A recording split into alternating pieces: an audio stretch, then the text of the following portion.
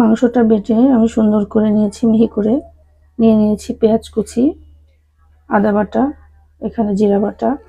এটা হচ্ছে কাবাব মশলা।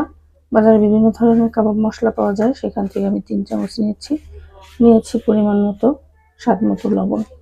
এখন আমি এটা সম্পূর্ণ একসাথে মিক্স করব এবং ভাজার জন্য রেডি করব। ভিউয়ার্স, আমি কড়াইতে দিয়েছি সরিষার তেল আর হাত দিয়ে এরকমের আকৃতি করে নিয়েছি। আপনারা আপনাদের পছন্দ মতো আকৃতি দিতে পারেন।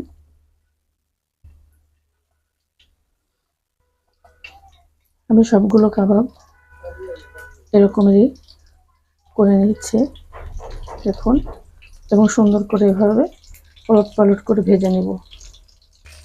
যেহেতু মাংসটা আমি কাঁচা নিয়েছি, সেহেতু অবশ্যই অল্প জালে বারবার উল্টে পাল্টে